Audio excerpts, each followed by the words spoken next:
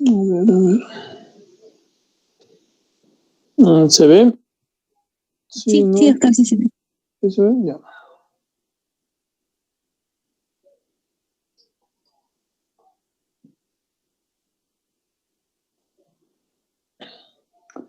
Ya, chicos, vamos a comenzar entonces.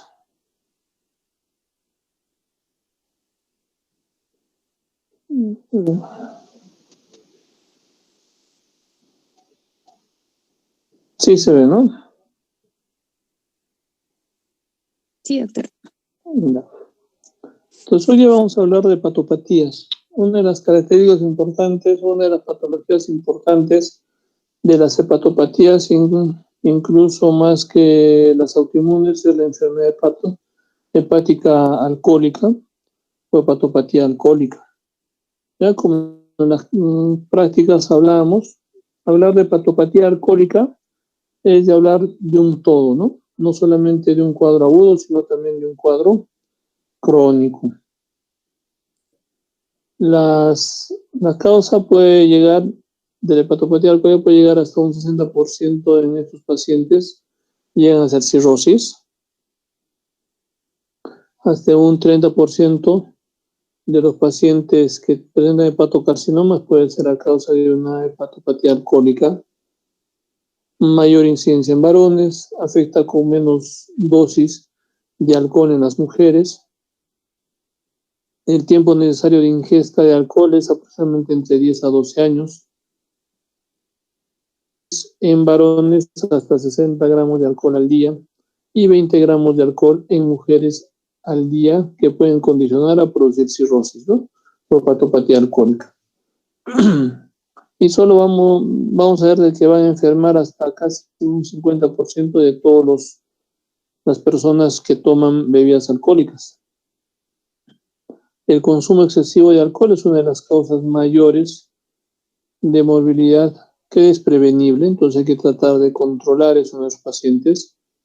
Es el factor de riesgo más importante de enfermedad hepática aguda y crónica a nivel mundial. Entonces, en la actualidad todavía el alcohol es uno de los factores muy importantes que tenemos que tomar en cuenta y no dejar de lado lo que es el NASH, ¿no? La esteatohepatitis no alcohólica. Y también condicionan a producir hepatocarcinomas.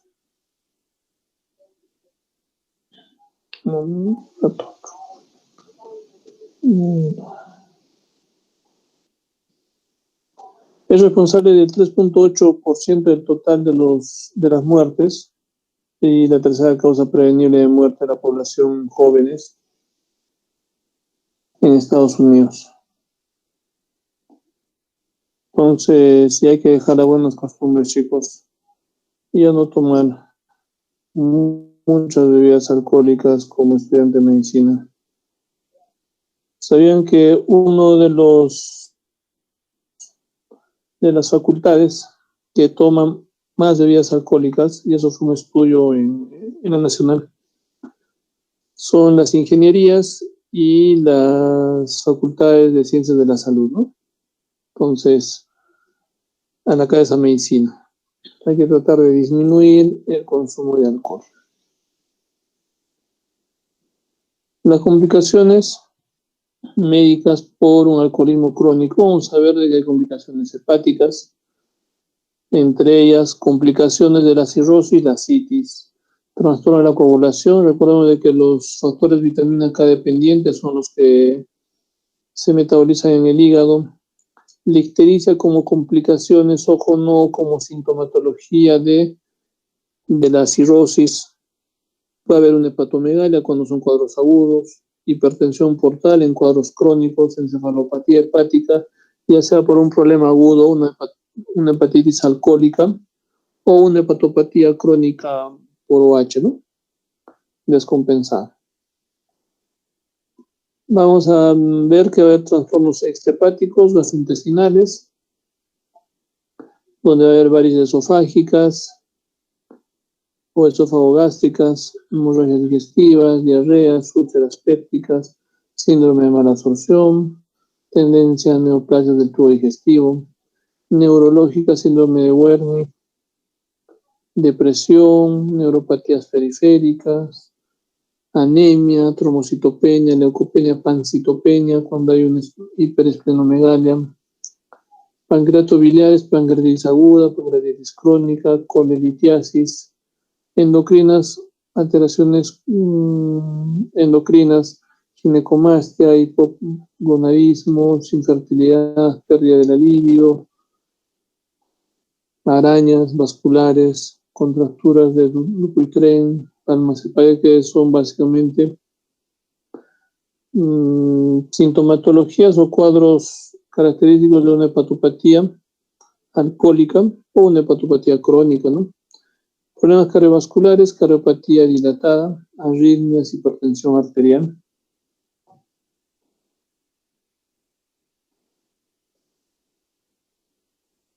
Acá vemos un cuadro, o un ejemplo, mejor dicho, cómo calcular nuestro consumo de alcohol diario, ¿no? Recordemos de que 60 gramos en varones y 20 gramos en mujeres por día puede condicionar entre 10 a 12 años el riesgo de hacer hepatopatías crónicas como cirrosis y sus complicaciones. Entonces vemos de que de 10 a 12 gramos de alcohol en 160 mililitros de cerveza, vamos a encontrar de 10 a 12, en 30 mililitros de tequila, vodka, de 10 a 12, y de vino brandy en 120 mililitros, ¿no? Haciendo un cálculo, aproximadamente un litro de vino, vamos a encontrar casi 96 gramos de alcohol. Entonces hay que tener cuidado en lo que estamos consumiendo o lo que recomendamos al paciente, ¿no? Que disminuya el consumo de alcohol o mejor que no tome.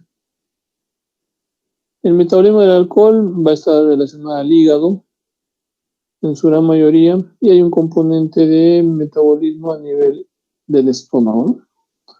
Las enzimas, el alcohol deshidrogenasa, citocromo P450, la catalasa, que es el peroxisoma, una reacción química de alcohol, acetaldehído, acetato, que va a ser la progresión del alcohol en nuestro organismo. Acá vamos a ver, el alcohol ingresa al estómago duodeno, se absorbe y hasta en pulmones y riñones puede metabolizarse hasta un 10% y un 90% a nivel hepático, ¿no? Entonces, desde OH, acetaldehído, acetato en el hígado, que son los que van a producir mayor inflamación en los hepatocitos y que van a condicionar a producir fibrosis, no solamente en hepatocitos, sino también periportales.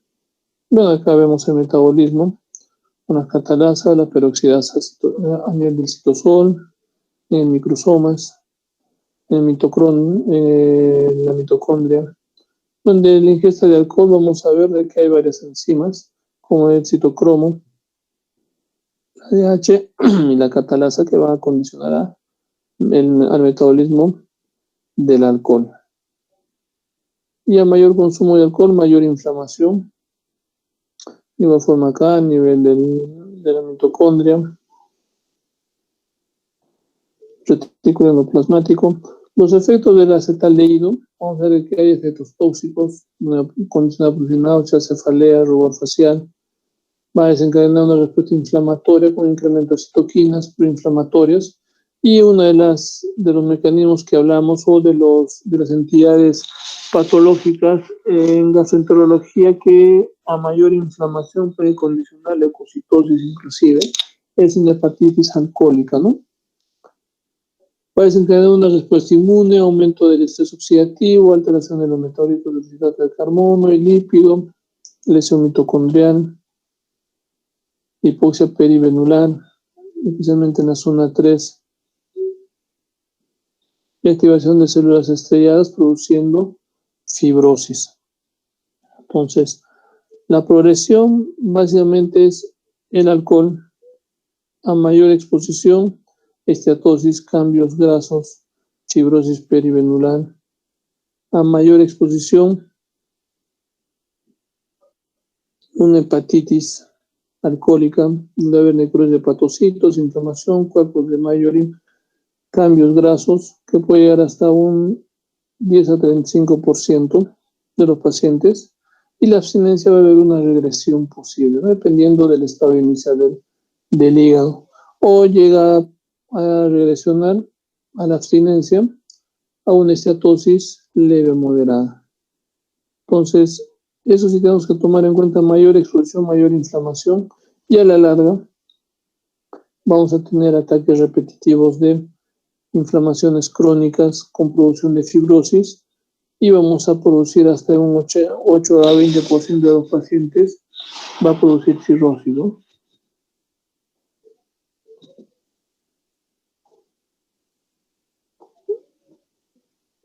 En la fisiopatología, ¿cuáles son los mecanismos que condicionan a que pueda haber mayor inflamación hepática inducida por el alcohol? Puede haber una toxicidad directa, que es la más importante por el consumo de alcohol, un problema inmunológico que va a exacerbar mucho más la inflamación, una predisposición genética. No todos los pacientes que toman bebidas alcohólicas hacen problemas de cirrosis, pero sí un gran porcentaje. La parte nutricional también condiciona la mayor exacerbación de problemas hepáticos. ¿Y cuáles son los problemas en el diagnóstico de parte del paciente? La negación, ¿no? La vergüenza social, ausencia de sospecha clínica inicial, ausencia de algunos marcadores, las transaminasas, la TGO a la cabeza. Es importante hacerle una batería de test psicológicos a los pacientes con hepatopatías alcohólicas, pensando inclusive en cuadros crónicos y en una posible complicación de cirrosis y posible trasplante hepático, ¿no? Pues si no hay un buen soporte emocional, la posibilidad de que entre a una lista de trasplante hepático es menor. Una hepatitis aguda alcohólica, vamos a ver de qué clínicamente va a tener: desictericia, cansancio, pérdida muscular, fiebre, dolor abdominal, ascitis en algunos casos, por una inflamación severa del hígado, una hepatomegalia, y por ende un aumento de la parte del sistema porte inclusive, que va a condicionar a producir ascitis. En la exploración física, a la cabeza, hepatomegalia, dolor a la palpación hipocondrio derecho, hay un soplo hepático a la auscultación, estigmas de hepatopatía crónica en algunos casos, esplenomegalia, descompensaciones hepáticas o trastornos hepáticos agudos, a la cabeza trastorno de la coagulación, ictericia también, hipolinemia. Laboratorialmente vamos a ver una relación TGO-TGP mayor a 2. Un aumento, por ende, de la TGO en relación a la TGP. Anemia macrocítica, leucocitosis con neutrofilia, pues que no necesariamente es un cuadro infeccioso. Elevación de la bilirrubina por encima de 5 miligramos por decilitro tiene peor pronóstico. Puede haber hepatitis agudas alcohólicas o hepatitis alcohólica con bilirrubinas menores, sí, el pronóstico es más favorable. El descenso de la albúmina, alteración de la prueba de función hepática,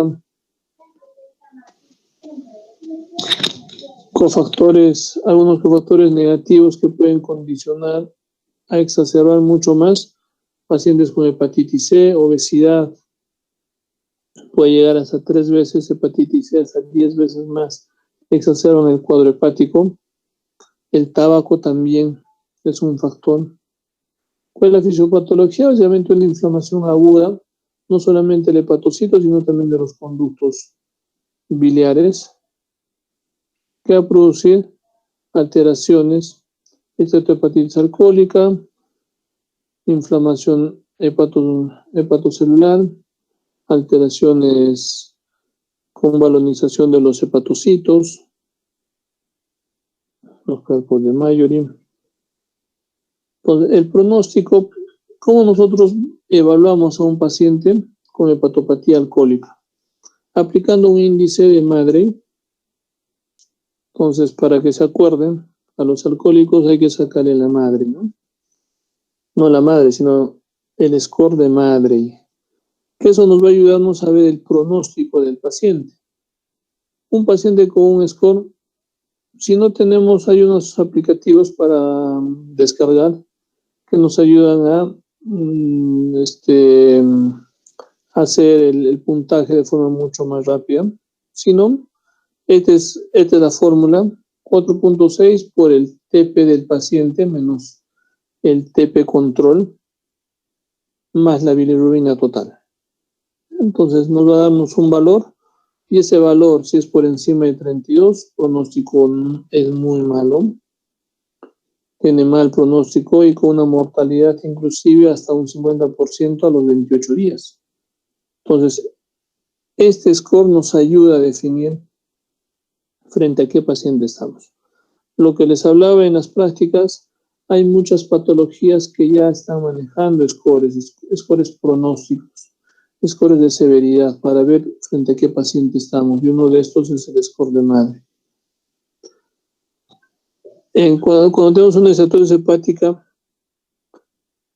alcohólica o hígado graso, pero a causa alcohólica, va a haber un acúmulo de grasas, pueden ocurrir rápidamente en pocos días en los bebedores y pueden persistir en los alcohólicos activos. La esteatosis hepática suele ser asintomática, las pruebas hepáticas muchas veces son normales, o puede existir un incremento discreto de la TGO. Lo que les comentaba en la práctica cuando hemos visto perfil hepático, muchas veces un paciente con hepatopatía crónica, la función hepática ya no produce los marcadores de forma adecuada, que inicialmente estaban muy altos, ahora como entre comillas se van normalizando, ¿no? Y tienen valores casi normales, pero lo cierto es de que no es de que el hígado está mejorando, sino lo que pasa es de que hay menos capacidad funcional del hígado, o sea, menos hepatocitos que produzcan aumento de las pruebas hepáticas. Y muchas veces nosotros encontramos un TGO discretamente elevado. Sabemos de que los valores normales oscilan aproximadamente en 32 a 34 de acuerdo al laboratorio.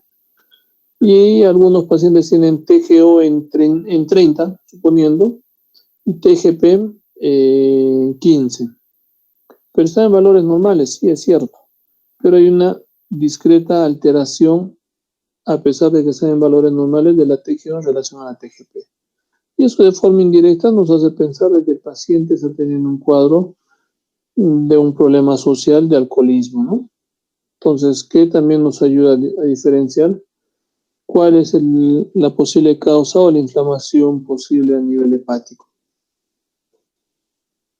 Bueno, son raras los síndromes colestásicos, como ictericia, prurito de forma marcada, con aumento de fosfatas alcalinas, si es que la TGO y la TGP no están elevadas a promedio de TGO. Un mecanismo de esteatosis hepática ha sido elástica, fibrogénesis hepática, interacción con la gluconeogénesis, hipoglicemia, que van a favorecer la síntesis de triglicéridos y por ende va a condicionar a producir esteatosis hepática. Alteraciones histológicas, un hígado esteatóxico, acá vemos cetoscópicamente, una esteatosis hepática con balonamiento, acúmulo de grasas. Estos puntos blancos son acúmulos de grasas, esteatosis hepática, y una enfermedad alcohólica por una cirrosis. Básicamente vamos a ver de que va a haber necrosis a nivel de los hepatocitos, una regeneración difusa nodular desorganizada, fibrosis, pérdida de la arquitectura anatómica y vascular del hígado, Y muchas veces cuando es por alcohol suele ser micronodular, ¿no? Menos de 3 milímetros los nódulos que vamos a encontrar. De igual forma hay una alteración, una inflamación hepatocelular, una inflamación de los sistemas porta, periductales, y va a condicionar a producir cirrosis micronodular.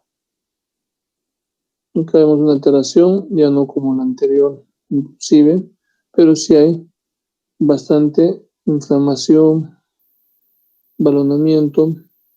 Y el tratamiento de un paciente con hepatopatía alcohólica, la abstinencia etílica, corrección de la desnutrición, estado hipercatabólicos, nutrición hipercatabólica, vamos a ponerle nutrición enteral, parenteral, zonas nasogástricas, glucocorticoides, problemas para su aplicación. Solo cuando hay una hepatopatía alcohólica aguda y tiene encefalopatía, de acuerdo a la acreditación de madre, hay que iniciar corticoides. No usar glucocorticoides en pacientes con hemorragia digestiva alta o infecciones. Disminuye la mortalidad si hay una hepatopatía aguda o una hepatitis alcohólica grave. Y se ha visto varios estudios, pero pueden responder máximo hasta un 40% de nuestros pacientes, ¿no? La pentoxifilina también vamos a ver de que es uno de los medicamentos que va a ayudar en esta hepatopatía alcohólica. Va a inhibir algunos factores, va a estimular las células estrelladas, se puede dar hasta 400 miligramos cada 8 horas durante un mes, va a reducir la mortalidad. Los anticuerpos anti-TNF, los factores de necrosis tumoral,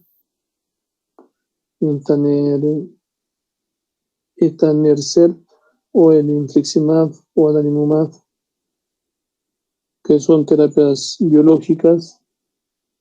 Otros medicamentos como silimarina, vitaminas, N-acetilcisteína, antioxidantes.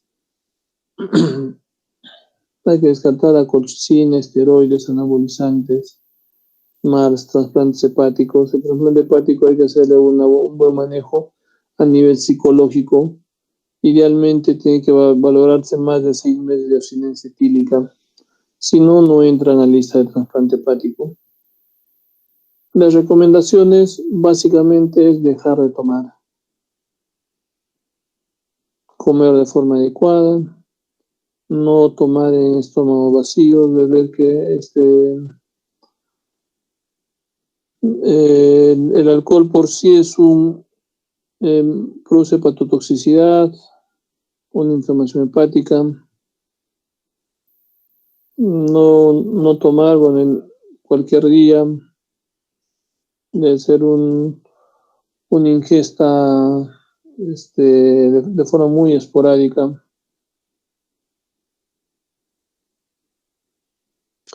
Cuando tenemos una bebida alcohólica o una ingesta de bebidas alcohólicas de forma permanente, vamos a tener pues alteraciones a nivel desde orgánicos hasta sociales, ¿no? Individuales, profesionales. Y se necesitarse un apoyo mucho más profesional con un psiquiatra que nos va a ayudarnos a manejar lo que es la parte de consumo excesivo de alcohol. Entonces, las recomendaciones para nuestros pacientes tiene que ser esto, ¿no? Entonces, tratar de cuidar en lo posible, no beber. Y si vemos, pues, con algunas recomendaciones básicas. Vamos a ver ahora hepatopatías inducidas por drogas o por fármacos. Ya las hepatopatías inducidas por fármacos son importantes, ya que este problema vamos a tener especialmente fármacos antituberculosos que van a producir hepatotoxicidad. Vamos a ver de que hay algunos tóxicos hepáticos como industriales, el fósforo, disolventes, el cloruro de carbono, los pesticidas, medicamentos en sí, hierbas medicinales, toxinas biológicas, hongos, la cocaína, el éxtasis. Entonces, nosotros cuando vemos a un paciente que tiene una hepatopatía, no solamente nos tenemos que enfocar a que tome bebidas alcohólicas, porque muchos de nuestros familiares o muchos de los familiares de los pacientes pueden decir, sí, toma, ¿no? Entonces nos enfocamos y nos enmarcamos solamente en la parte de las bebidas alcohólicas y nos olvidamos de otras posibles causas también.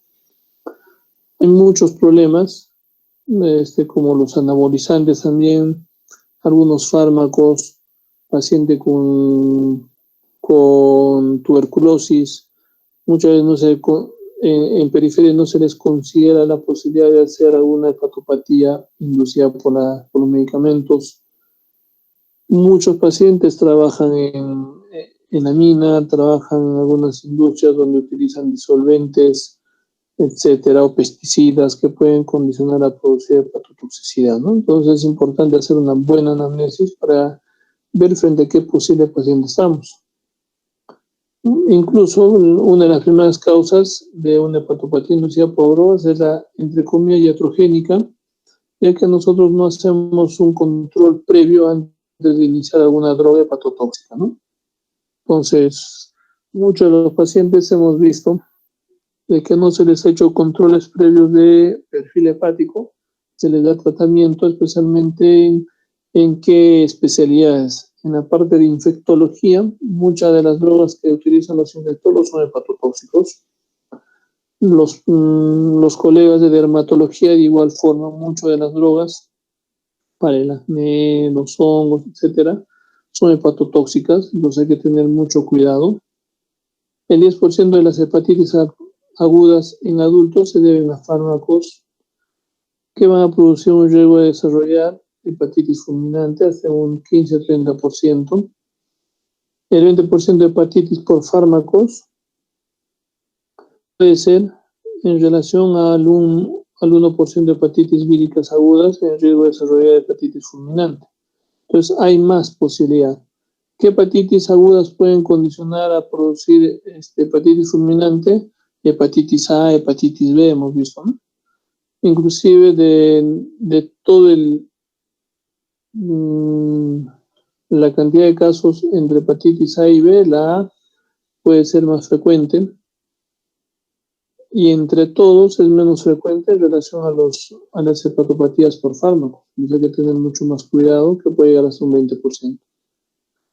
El riesgo de hepatotoxicidad de la mayoría de los fármacos es muy alto, que puede llegar de 1 a 10.000 o de 1 a 100.000 pacientes que van a utilizar ese fármaco. Especialmente, vuelvo a repetir, fármacos a la cabeza, los antituberculosos, muchos fármacos que utilizan los infectólogos, muchos fármacos que utilizan los dermatólogos, entonces hay que tener mucho cuidado.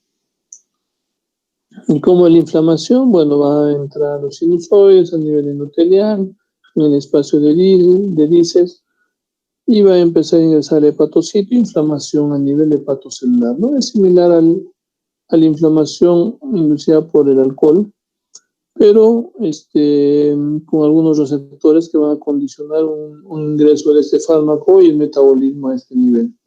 Vamos a ver de que en primera fase, inclusive el P450, el citocromo P450 es un factor muy importante que va a producir mayor estrés oxidativo, reducción, hidrólisis, etcétera, y en una segunda fase la conjugación puede condicionar a producir metabolitos que va a producir mayor inflamación a nivel hepático. En fase 1, el sistema de citocromo P450 forman metabolitos intermedios, los electrolitos, los radicales libres que van a condicionar la inflamación a nivel hepatocelular.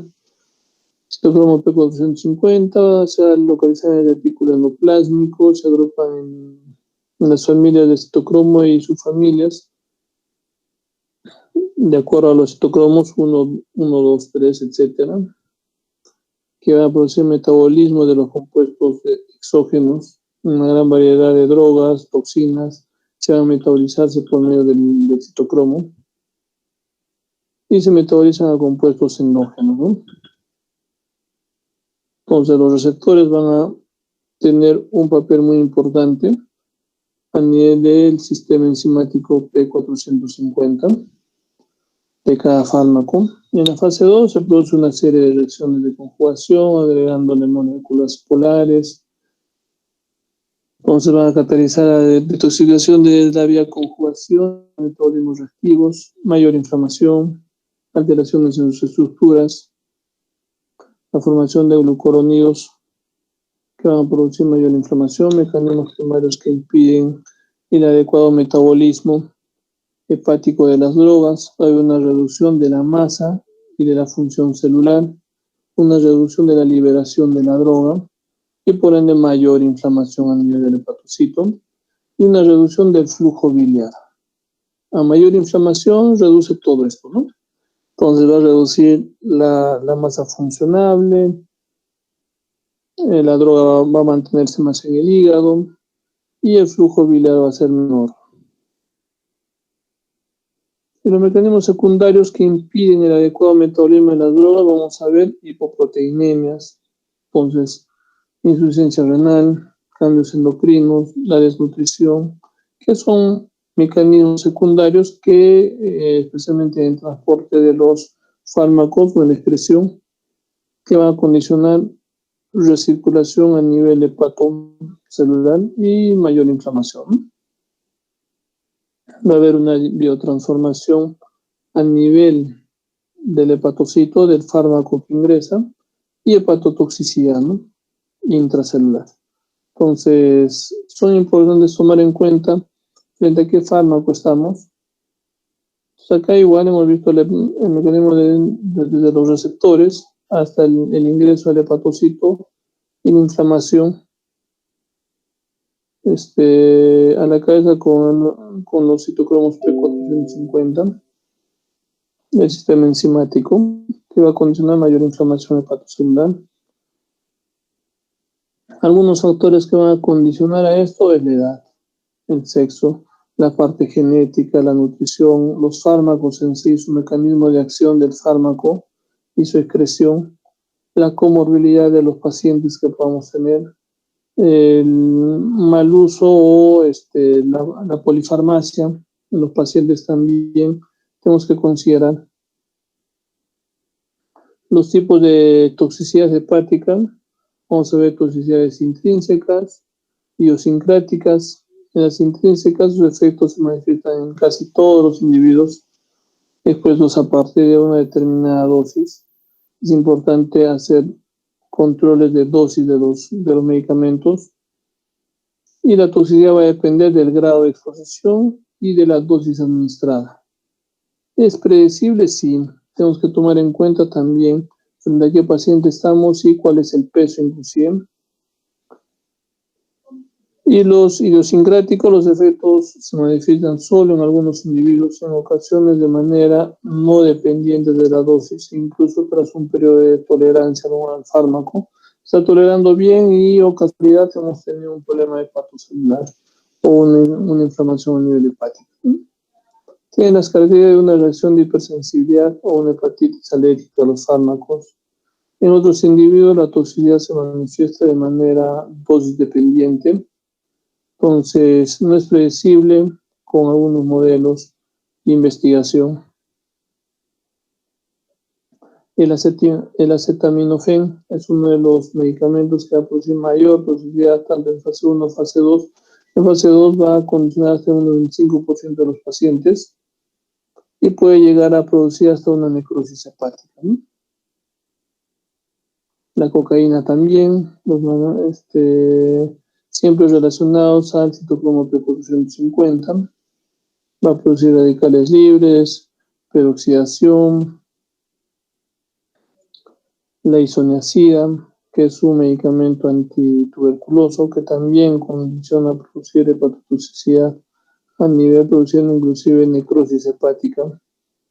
Si no es controlado, pues es muy importante cuando nosotros tengamos que utilizar un medicamento hepatotóxico, hacer controles iniciales de perfil hepático para ver frente a qué paciente estamos.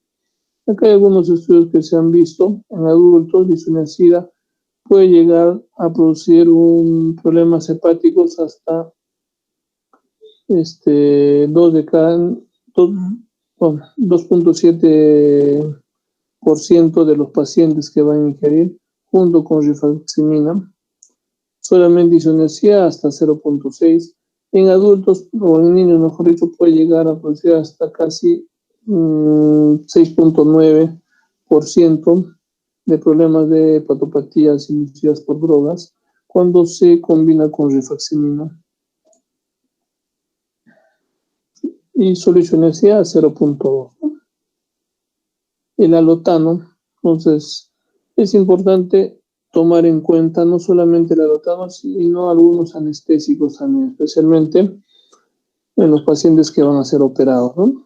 Hemos tenido un par de casos de pacientes que tenían una hepatopatía viral o hepatitis B, que se produjo una activación de la hepatopatía por el uso de alotano en una operación por una apendicitis, ¿no? El paciente aproximadamente tenía como 42, 45 años, me parece, que fue operado de una apendicitis y a los 2 días, por el uso de alotano, se activó su hepatitis B.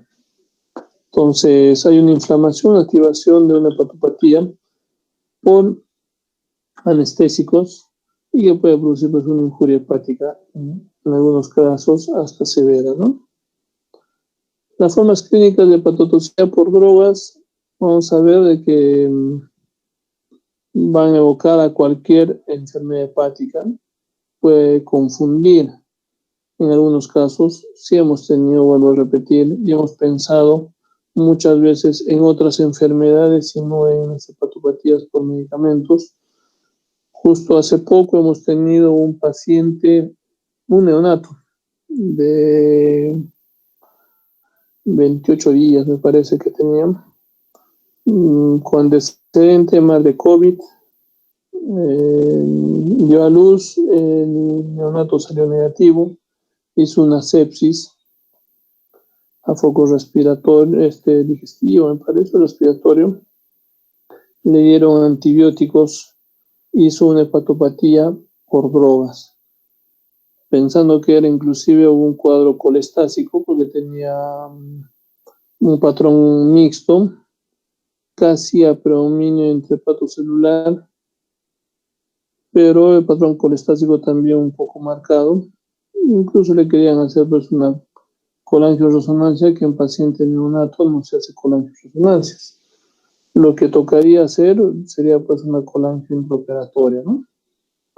Se suspendió todos los medicamentos y, oh casualidad, empezó a mejorar el patrón hepatocelular y colestásico, y al final pues se vio de que era una hepatopatía inducida por drogas, ¿no? Entonces es muy importante tomar en cuenta este punto. Hay muchos medicamentos, vuelvo a repetir, que producen hepatopatías. Entonces tenemos que ver, hay un librito SANFOR ahí de antibióticos y de medicamentos que nos van a ayudarnos a hacer algunas correcciones en las dosis, especialmente los antibióticos, que pueden condicionar no solamente hepatopatías, sino nefropatías también. Ya, entonces en la clínica vamos a ver que la depresión clínica es muy variable. Habitualmente nos va a ayudarnos a definir como una hepatitis aguda, descartar cuadros virales, cuadros alcohólicos y podemos indagar en cuadros de medicamentos. Menos frecuente colestasis y cirrosis, es mucho más forma aguda. Enfermedad venoclusiva, neoplasias también son menos frecuentes. Y una evolución de hepatitis crónica, muy raro. Puede ser similar a una hepatitis autoinmune, sí. No tiene una buena evolución cuando se utiliza la metildopa, metotrexato, nitrofurantoína, etcétera, que pueden condicionar a producir hepatopatías inducidas por drogas. Los patrones celulares de lesión, vamos a ver que hay un patrón a nivel de los colangiocitos, donde produce colangitis aguda, ductopenias, colangitis esclerosante, En los macrófagos vamos a ver granulomas. En los hepatocitos, hepatitis aguda, hepatitis colestásica, colestasis simple, hepatitis crónica, cirrosis a la larga. Si es que hay algunos otros factores más. Patrones endoteliales, dilatación sinusoidal, enfermedad venoclusiva, Bucharin, células estrelladas, cirrosis pericelular, dependiendo de la inflamación que pueda tener este paciente. Una presentación clínica con un patrón hepatocelular, muchos de ellos son asintomáticas. Elevación marcada de las transaminasas, TGO y TGP, a la cabeza inclusive. La TGO, escasa elevación de la fosfatasa alcalina, lesión predominante en necrosis hepatocelular, especialmente en la zona 3 del sistema Portan, habitualmente resolución completa, formas a la suspensión del medicamento. Va a haber algunas formas crónicas, pero no llega más allá del 5%. Va a haber ictericia, que se va a normalizar hasta un 10%. Medicamentos muy frecuentes, paracetamol, isoniazida, troglitazona, valores predictivos independientes de la mortalidad, la bilirrubina total, el patrón hepatocelular, los niveles de TGO también. TGO, lo que hablábamos, la TGO, primera causa OH, ¿no? TGO o H. Pero también TGO, niveles de hepatopatía inducida por drogas, ¿no? En el sexo femenino, a mayor edad también mayor riesgo. Patrones clínicos con colestasis, también puede haber patrones con colestasis. Elevación de predominio fosfatasa, gamma-glutamina. Esto mayormente en personas mayores. Puede haber prurito, acolia, fiebre, dolor abdominal, ictericia. A mayor evolución puede inclusive haber lesiones crónicas. La resolución es mucho más lenta en relación a un patrón hepatocelular. ¿Qué tipos puede haber? Como una colestasis pura, colangiopatías por medicamentos, colangitis esclerosante, especialmente las cáusticas isquémicas. Es muy frecuente amoxicilina ácido clavulánico. No nos olvidemos, no por la amoxicilina, es más por el ácido clavulánico que se potencia y puede condicionar la producción de hepatopatía inducida por drogas. Y su evolución es mucho más lenta en relación a los otros medicamentos, isoniazida, el paracetamol. Tienen evoluciones mucho más rápidas. Los anticonceptivos orales también, la clorpromacina. Vuelvo a repetir, es muy importante cuando vamos a utilizar medicamentos de forma crónica, indagar a problemas hepáticos o hacer perfiles hepáticos iniciales, ¿no? De control, para ver frente a qué paciente estamos o cómo está su función hepática. Un patrón mixto, manifestaciones clínicas intermedias, cronía de cualquiera de ellas, frecuentes reacciones inmunológicas, histología con granulomas, asociada a fármacos que inducen patrón colestático como la fenotiacidas, farmacepinas, que son anticonvulsivantes, ¿no? Acá vamos a ver una serie de medicamentos que van a producir problemas hepatocelulares a la cabeza. Mixtos o patrones colestásicos. De diagnóstico, ausencia de marcadores específicos. Hay que sospechar ingesta de medicamentos. Vamos a ver la relación temporal adecuada en relación a la ingesta y al inicio de síntomas. Y hay que excluir algunas otras causas alternativas, ¿no?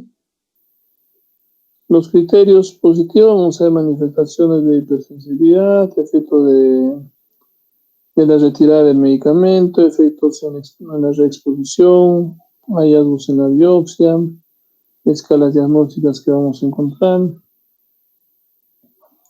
Esta escala de toxicidad, hay una escala de SIOMS, donde hay un puntaje de cada uno. desde la cronología, algunos factores de riesgo, medicación concomitante, etcétera, con un puntaje donde si hay un puntaje mayor a 8 es muy probable la posibilidad de que sea por dosis de medicamentos. Improbable de 1 a 2 y posible o probable de 3 a 8, ¿no? Entonces hay que tomar en cuenta este score que nos va a ayudar de forma indirecta si estamos frente a un paciente con posible intoxicación por medicamentos, o hepatopatía por medicamentos. La biopsia hepática es importante, sí. Cuando hay una ausencia de datos histológicos específicos, no es necesaria su realización sistemática. Hay que ver cómo es la evolución clínica básicamente. Si no hay un diagnóstico etiológico muy específico de esta hepatopatía, hay que hacer biopsia hepática, no solamente por un problema pensando en un problema inducido por drogas, sino por otra causa también. Duda diagnóstica después de suprimir los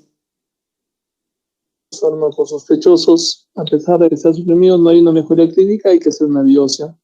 Y también nos ayuda a establecer el pronóstico de esta hepatopatía, ¿no? Entonces hay que ver, acá vemos inflamaciones de diferentes tipos, hepatocelulares, hepáticos mejor dicho. El tratamiento de la cabeza, detección precoz y supresión del agente responsable, o sea, el medicamento que está produciendo esa inflamación. Si la hepatitis es fulminante, derivar al centro de referencia de trasplante hepático. Tratamiento específico de paracetamol, N-acetilcisteína como antídoto o como tratamiento, ¿no? En que está necesidad de paracetamol, N-acetilcisteína, ácido valproico, carnitina, algunos hongos también. Entonces, la silimarina, la penicilina, hepatitis colestásico, ácido uracilcólico, 15 miligramos por kilo por día se le puede dar. Mecanismos inmunológicos, hay que considerar la posibilidad de utilizar corticoides, pero hay que estar bien atentos de que sea causa aparentemente inmunológico, ¿no? Descartar problemas de hepatitis viral, algunos son los problemas virales externos, TORCH, etc. El citomegalovirus es muy frecuente en pacientes con hepatopatías también. Evitar la polifarmacia en estos pacientes. Entonces hay que monitorizar a los pacientes, especialmente en tratamientos prolongados como la tuberculosis. Hay que notificar a los servicios de farmacovigilancia en caso de una hepatitis tóxica de fármacos recientemente introducidos en el mercado. Entonces hay unos esquemas de notificación. Entonces es importante tomar en cuenta. Hay, chicos, hasta acá alguna pregunta para ver la parte de enfermedades inmunológicas, hepatitis autoinmunes. ¿Se han dormido?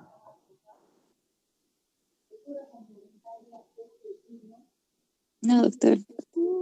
Adrián es la única que está despierta, ¿no? Caballero, me porté la delegada. Ya.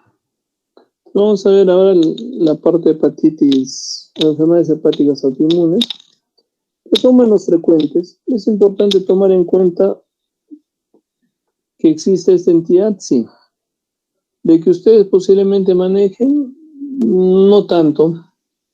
Para hacerles solamente una relación de que inclusive en Lima, en los 3 años que yo he estado allí en Lima y que he pasado por, a ver cuántos hospitales,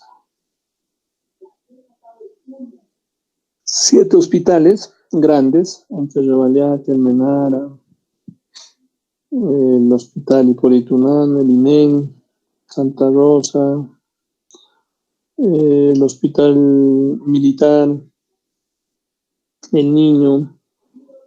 Entonces, la incidencia de hepatitis autoinmune, cirrosis biliar primaria, colangitis biliar primaria o problemas autoinmunes en sí hepáticas, es pues mínimo, ¿no? Lo hemos visto.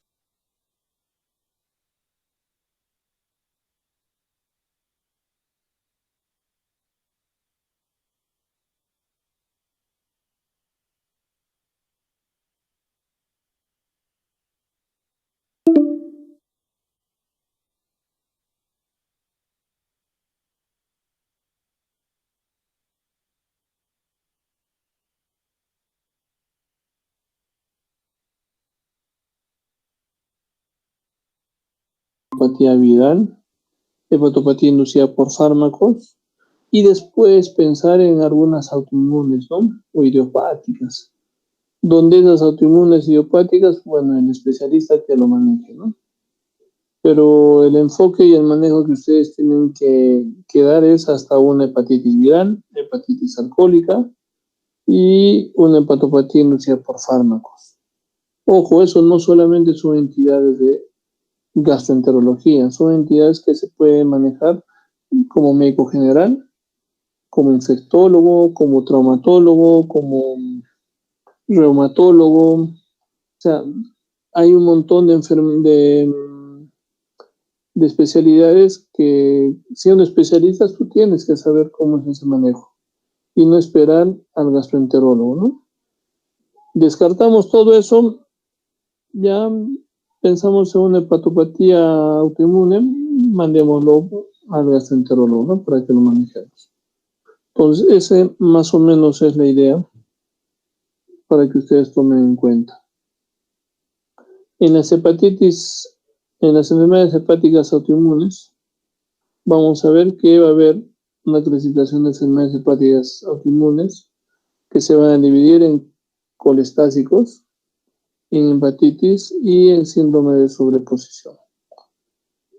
Colangitis biliar primaria y colangitis esclerosante son las colestásicas, hepatitis autoinmune son las hepatitis y los síndromes de sobreposición son cuando encontramos de estas tres entidades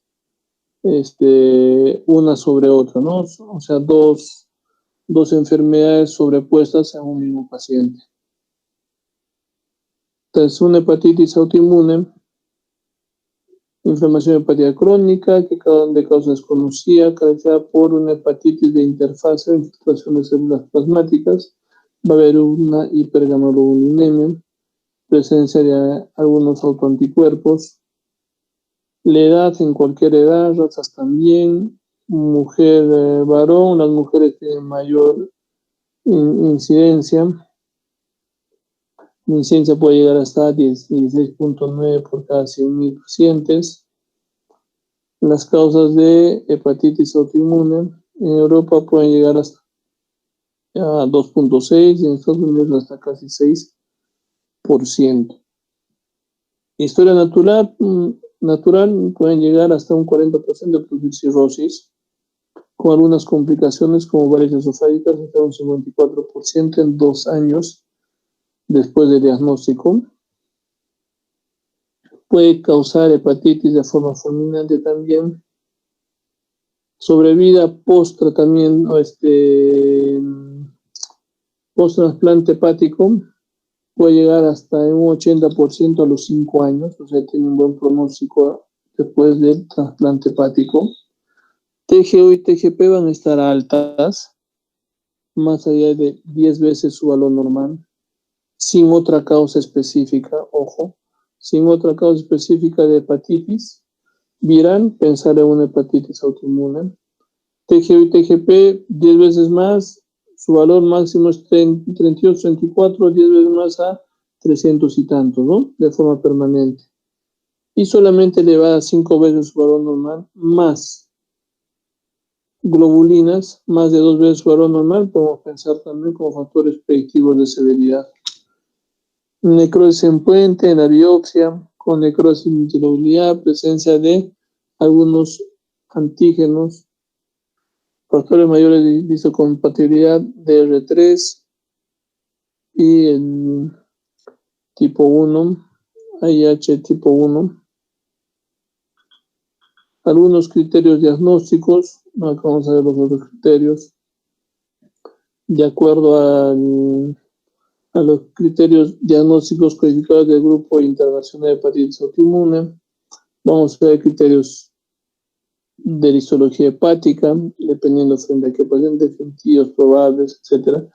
La bioquímica también, las aminotransferasas, las globulinas, los autoanticuerpos, ANA, asma, LKM1, marcadores virales deben ser negativos. Otros factores etiológicos, consumo de alcohol, menor de 25 gramos por día, no suficiente de fármacos hepatotóxicos, etcétera, que son criterios diagnósticos que nos van a definir hepatitis autoinmune.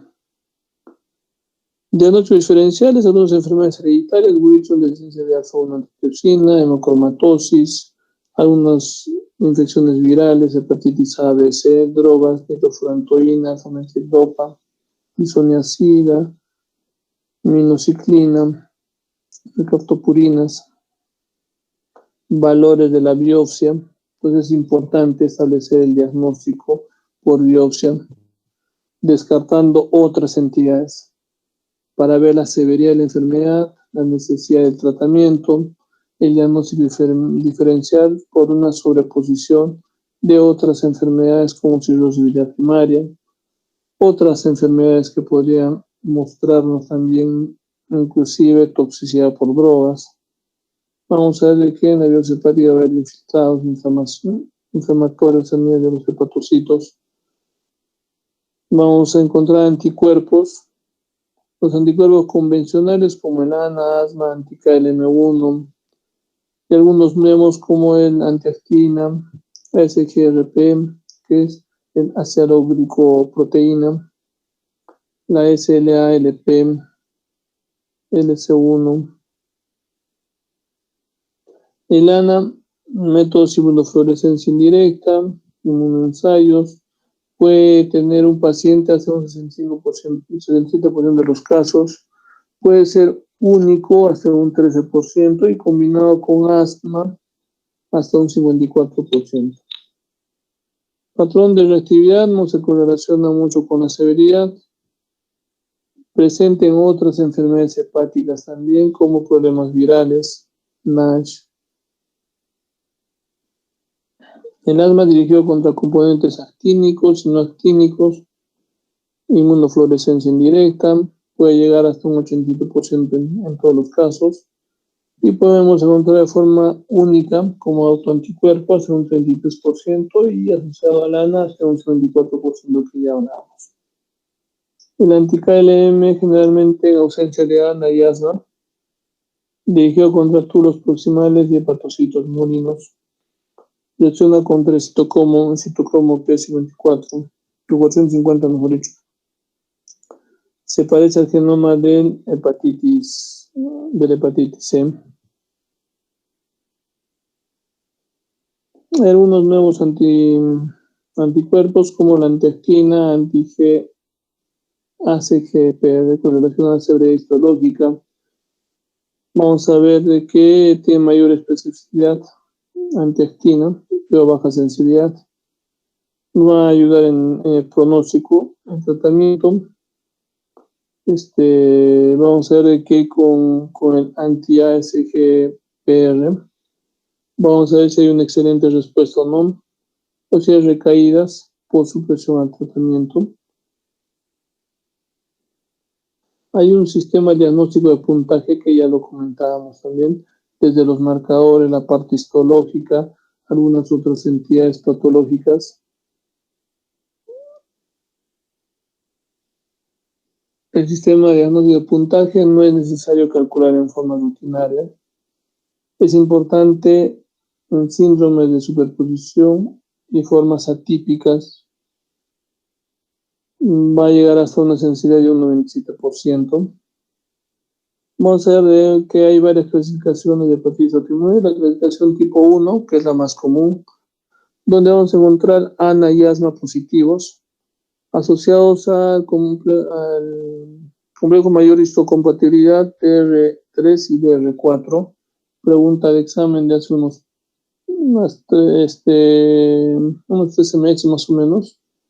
Hepatitis autoinmune, ¿cuáles son las asociaciones del sistemas de los complejos mayores de histocompatibilidad DR3 y DR4?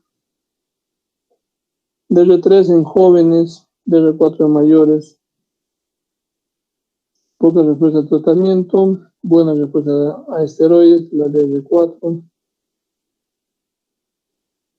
La tipo 2 vamos a encontrar los anticuerpos anti-LKM1 positivos, realmente en Europa, algunos países de Sudamérica,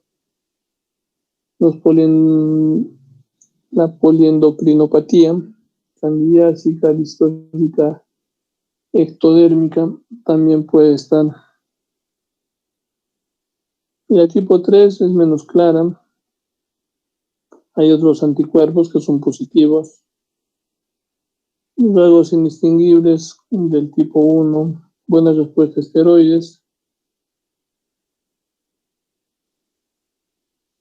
El tratamiento autoinmune, en todos los pacientes con cirrosis se tiene que dar tratamiento.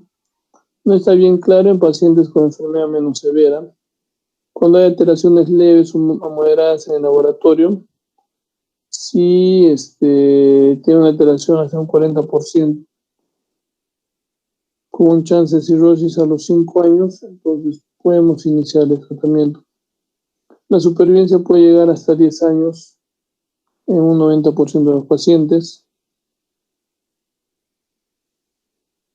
A mayor edad, mayor chance de intolerancia al tratamiento, mayor posibilidad de cirrosis avanzada, osteopenia postmenopáusica o compresión vertebral, trastornos psiquiátricos, hipertensión arterial sistémica, diabetes mellitus.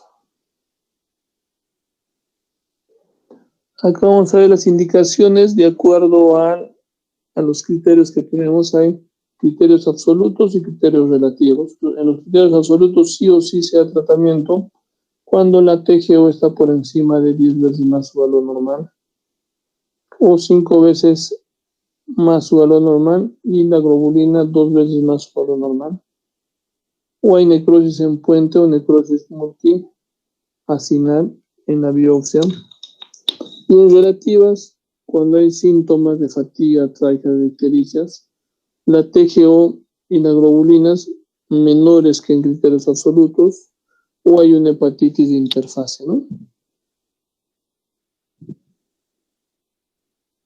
El manejo del tratamiento, prednisona pura o prednisona más acetioprina. Entonces se puede dar igual.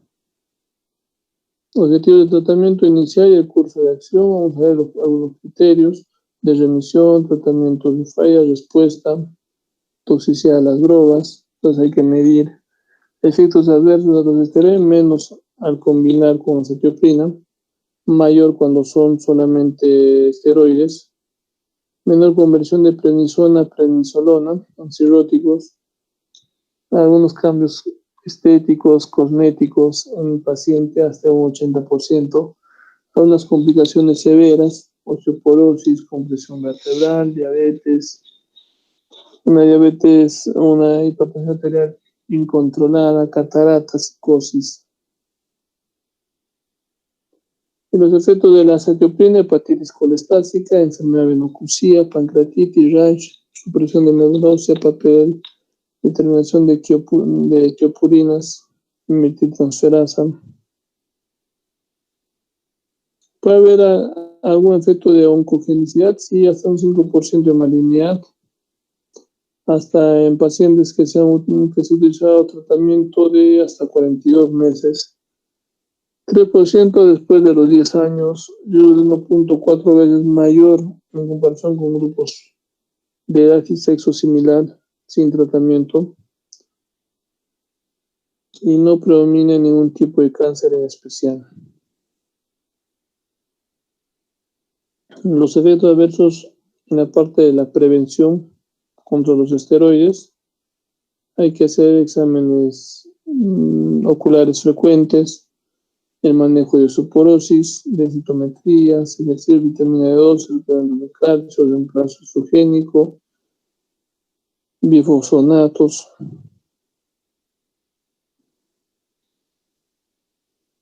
Entonces, algunas terapias nuevas, principalmente usadas en caso de fallas a la respuesta con corticoides son la cetioprina. También en casos de toxicidad a drogas estándares como el tacrolimus, ciclosporinas, ácido ursodeoxicólico, budesonida, ciclofosfamina, micofenolato, etc. La cirrosis biliar primaria o colangitis biliar primaria. Antiguamente era como cirrosis biliar primaria, actualmente como colangitis biliar primaria. Ojo, no olvidarnos de eso. Es una enfermedad hepática de causa desconocida en la cual los conductos biliares intrahepáticos son progresivamente destruidos. Por eso la colangitis biliar primaria, colangitis crónica no supurativa. De epidemiología, una prevalencia de hasta un 4.4 por cada 100.000 habitantes, llegando a una incidencia a unos 15 por cada millón de habitantes, y a causa de cirrosis puede llegar hasta un 2%. Etiología, alteraciones en el mecanismo de inmunoregulación, alteraciones genéticas de los factores mayores, complejos mayores de histocompatibilidad clase 2, relación con enterobacterias tipo E. coli, forma 0. En la patología vamos a ver un estadio 1 de destrucción asimétrica de conductos biliares, interlobulares, septales. Estadio 2, proliferación ductal. Estadio 3, cirrosis septal. Y estadio 4, ya cirrosis. Cuadro clínico, prurito,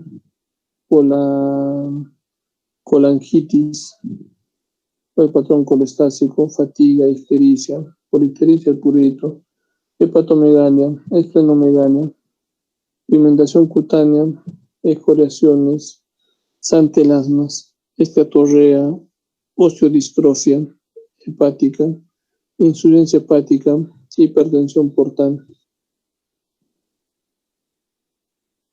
Algunas asociaciones clínicas con algunos problemas autoinmunes, síndrome de Sjögren, queratoconjuntivitis, esclerodermia, artritis reumatoide es muy frecuente con LES, hipotiroidismo, óxidos tubular, con CREST, enfermedades celíacas, hepatitis autoinmune, cáncer de mama.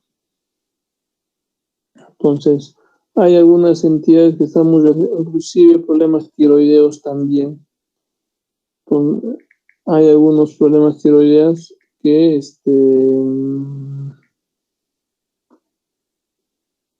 condicionan a producir también colangitis biliar primaria. A ver qué más. En la parte bioquímica, vamos a ver que en la bioquímica hepática vamos a ver un aumento de fosfatasa alcalina, de la glutamin transfertidasa, patrón colestásico, con bilirrubinas aumentadas, el promedio directo, test inmunológicos, AMA, anticuerpos antimitocondrial, incremento de la IgM, biopsia hepática, y se puede hacer la CEPRE también en los pacientes, que actualmente ya no se maneja demasiado más con la resonancia. ¿Qué es lo que se tiene que tomar? Son medidas generales, tratamientos médicos, ácido ursodeoxicólico, 10 miligramos por kilo por día, puede llegar hasta 15 miligramos. Trasplante hepático, la colangitis esclerosante primaria, que es otro problema, que es diferente de la colangitis biliar primaria o cirrosis biliar primaria, ¿no? Entonces vamos a ver de que hay algunas características epidemiológicas que están muy relacionadas a la edad, mayores de 43 años, las mujeres de 2 a 1 en relación a los varones, su prevalencia de 10 hasta 40 por millón de habitantes, puede estar relacionada inclusive con colitis ulcerativa hasta un 70%. o pueden tener a la vez también aparecer colitis ulcerativa en pacientes que tienen colangitis esclerosante primaria. Y algunas asociaciones que van a condicionar producir mayor injuria de los conductos biliares, problemas tóxicos, inmunológicos, problemas de injuria arterial, virales, citomegalovirus, problemas relacionados a colangiopatías, Cryptosporidium, Microsporidium, citomegalovirus, y van a producir pues alteraciones en los ductos biliares, ¿no? Produciendo estenosis, alteraciones por contigüidad a locación bacteriana, alteración e inflamación a nivel de conductos biliares, a nivel vascular también el lado biliar como posible mecanismo patogénico de la colangitis esclerosante primaria, alteraciones estructurales vasculares que estamos viendo, alteraciones anatómicas, alteraciones a nivel de conducto biliar, ya sea a un diámetro de problema del conducto mismo o intraductales. Cuadro clínico: va a haber fatiga, prurito, ictericia, fiebre, colangitis, muchos sintomáticos. Acá vemos prurito por los ácidos biliares, constancias endógenas. Acá vemos de que hepatomegalia puede llegar hasta un 50% de los pacientes, ictericia un 30% acompañada de esplenomegalia, hiperpigmentación 25% y santomas hasta un 5%, ¿no? Que son las sintomatologías más frecuentes. Alteraciones de las vitaminas que se metabolizan a nivel hepático, el AD, la vitamina A, D y K.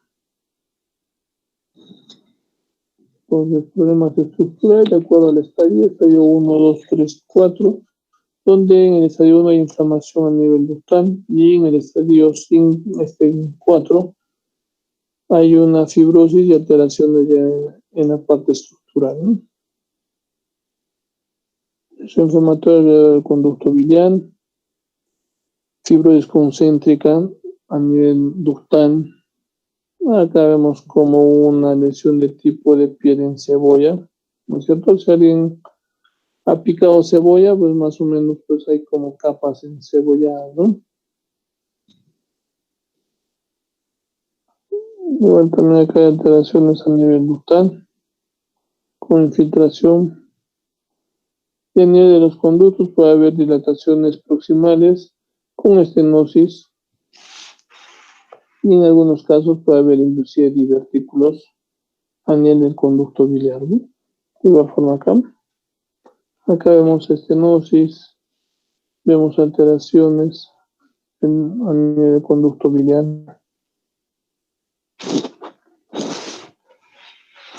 De igual forma acá estamos viendo algunos estenosis, ¿sí? Conducto biliar, conducto pancreático, que es y una colangiotrans, una sepre. Estas son imágenes de sepres, donde se ha hecho una colangiotrans sepres por sepre, y se ve pues las estructuras a nivel de los conductos biliares con estenosis, ¿no? Acá está poniéndose unos stent para mejorar el conducto biliar y no hay obstrucciones. Laboratorialmente vamos a ver de que la fosfatasa alcalina, la TGO, la bilirrubina, albumina y el tribuglutamina están alterados. Valores normales y valores en relación a su patología, ¿no? Vamos a hacer algunos autoanticuerpos que también el ANA, el asma, antimitocondrial, el KLM anti-M1, que también pueden estar presentes. Algunos diagnósticos diferenciales: cirrosis biliar primaria, colestasis inducida por drogas, ductopenia idiopática, colestasis alcohólica, alteraciones como de algunos microorganismos, Cryptosporidium, Microsporidium, citomegalovirus, alteraciones arteriales a nivel hepático, cirugías, linfoma, colangiocarcinoma, metástasis, adenocarcinoma, etc. Entonces puede haber algunos otros diagnósticos diferenciales y algunas complicaciones asociadas a cirrosis hepática, hipertensión portal, sangrado varicial, ascitis, encefalopatía hepática, problemas de colestasis, complicaciones específicas de la colestasis, osteopenia, deficiencia de vitaminas, complicaciones colangiopatías, alteraciones en su estructura, colangitis ascendente, cálculos, colangiocarcinomas, sabemos cálculos, estenosis y colangiocarcinomas, ¿no? Entonces, que son muy frecuentes en este tipo de pacientes. Historia natural, pronóstico de colangitis esclerosante primaria, mayor tiempo, menor pronóstico.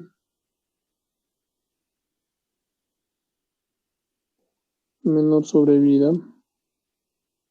Entonces, el manejo, básicamente a la cabeza, trasplante hepático. Podemos utilizar esteroides, metotrexato, que se apoyan como medicamentos. Y también algunos medicamentos que van a disminuir la translocación bacteriana a este nivel, con a nivel del colon, y se puede dar pues antibióticos a la cabeza, algunos otros medicamentos que van a disminuir este tipo de mecanismo que va a activar lo que es la colangitis esclerosante primaria a nivel hepático, ¿no? Acá vamos a tener las tres entidades: la colangitis biliar primaria, colangitis esclerosante primaria y hepatitis autoinmune, ¿no? Recurrencia en niños, la colangitis esclerosante y hepatitis autoinmune sí es frecuente en niños. En personas adultas, la cirrosis biliar primaria o colangitis biliar primaria. Mayormente en mujeres, la colangitis biliar primaria y hepatitis autoinmune. Algunos marcadores específicos: hepatitis autoinmune, colangitis esclerosante primaria de la cabeza, enfermedad inflamatoria intestinal, muy relacionado con colangitis esclerosante primaria, hepatitis autoinmune también, colangitis biliar primaria. Algunos autoanticuerpos asociados, AMA, ANCA y ANA, dependiente frente a qué paciente estamos. Respuesta a corticoides, la hepatitis autoinmune, y cambios en los conductos biliares, la colangitis esclerosante primaria. Y el otro problema que también tenemos son síndromes de superposición, ¿no? Entonces, ¿qué implica esto? Superposición es la presencia de dos de estas entidades en un mismo paciente, ¿no? Muchos de los pacientes tienen hepatitis autoinmune más colangitis biliar primaria, que es un síndrome de sobreposición o superposición, ¿ya? Entonces tiene AMA, tiene ANA, tiene algunos otros marcadores, y en la biopsia hay cambios histológicos sugestivos a las dos patologías. Paciente con características clínicas, serológicas e histológicas de dos de las condiciones autoinmunes, ya sea durante el mismo periodo de enfermedad o en diferentes periodos de enfermedad. De esa forma nosotros vemos el síndrome de superposición o sobreposición autoinmune a nivel hepático, ¿ya? ¿Alguna pregunta, chicos, hasta acá?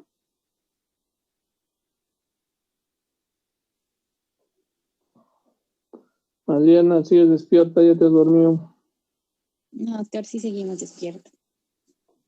Prendemos las cámaras para tomar una foto de recuerdo. para ver con qué pijama verla. Con este pijama de ositos, de los Pokémon, así. No, Ya, doctor, qué chicos. vergüenza. En la parte de patopatías, lo que les decía, lo más importante es enfocarnos en de qué paciente estamos. Un paciente que ingresa con una hepatopatía de cualquier tipo, entonces lo que nosotros tenemos que enfocarnos, lo que nosotros tenemos que enfocarnos es a definir o estar, a estar frente o a ver frente a qué paciente estamos, hacer una buena anamnesis, un buen examen clínico. En la anamnesis, con la anamnesis vamos a tener casi un 80% de nuestro diagnóstico. Lo más común, problemas virales, problemas alcohólicos, problemas de hepatopatía inducida por drogas y menos frecuente problemas autoinmunes, ¿no? Entonces, ustedes tienen que llegar a definir el patrón frente al cual nosotros estamos, patrón hepatocelular, patrón incolestásico, hepatocelular, TGO, ojo, TGO-H, ¿no es cierto? TGO inducido por drogas también, la TGO está alta en problemas inducidos por drogas. TGP, problemas virales, al promedio de TGP con una relación mayor a 2, pensamos hepatitis A, hepatitis B, hepatitis C a la cabeza. Descartamos eso, podemos pensar en un NASH o en un problema autoinmune, ¿no? Entonces, en ese caso ya nos mandan a nosotros los gastos para que manejemos a estos pacientes. Pero mínimo ustedes tienen que descartar las cosas más comunes. Y de acuerdo a eso, darle tratamiento inicial en la en hepatitis alcohólica, sacar el score de madre, ¿no es cierto? Un score mayor a 32, mal pronóstico. Su sobrevida menos del 50% a los 28 días. Es importante este score. Así es que acuérdense, cuando se van a tomar, ¿quién le saca a la madre? Su mamá, ¿no? Le saca, los catanea. Entonces hay que sacarle la madre, que es un score de severidad. Ya no es de que lo vamos a pegar al paciente, no, sino hay que aplicar ese score. Y lo que nos olvidamos, inclusive después de aplicar el score madre y el tratamiento con corticoides en pacientes con hepatitis alcohólica, hacerle posteriormente el MEL, ¿no? Que es otro score para ver si hay respuesta a los corticoides. Hepatitis alcohólica, supresión del medicamento, puede ser de evolución mucho más rápida cuando es un patrón hepatocelular o un colestadio cuando la evolución es mucho más lenta, ¿no? ¿Ya? Entonces, hepatitis autoinmune, hepatitis, colangitis biliar primaria, que es igual a cirrosis biliar primaria, o la colangitis esclerosante primaria, que produce alteraciones a nivel de los conductos biliares, ¿no? Como estenosis, colangiocarcinomas a la cabeza. ¿Alguna pregunta, chicos? Ya sé que están de sueño. ¿Algo? Adriana, ¿qué es ahí? Le preguntaremos. ¿Alguna pregunta para terminar?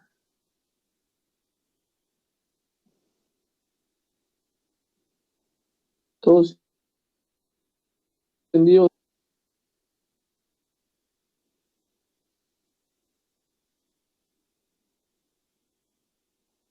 Gabriela Fátima Mendieta dice que no hay preguntas o no quieren prender tu cámara. Y Adriana, para terminar entonces. ¿Ya? Entonces, ya que no hay preguntas, terminaremos la clase. Ya, chicos, nos vemos en la Doctor, siguiente clase. Vamos a ver si el viernes hacemos clases o el lunes. En la noche están libres, ¿no? El viernes. Aunque ya no están rotando, creo ustedes, ¿no? no, doctor, ya no. Ya, entonces hay más tiempo para recuperar o para adelantar más que recuperar las clases. Pues el examen va a ser el 22, aparecerá. Ujú. ¿Ya? Sí, doctor. Ya, si es que no hay modificaciones, o si no el 24 les tomamos el examen. 25. El No, 25 doctor. mejor. Para que tengan tiempo para estudiar. ¿No? 26. Sí. Ya, chicos. Ya nos vemos entonces. ¿Ya? El 25 el examen. Feliz Navidad. Jo, jo, jo. Ya. Ya, chicos, ya nos vemos. Chao, chao. Cuídense. Buenas noches, doctor. Gracias. Ya, chao, chao.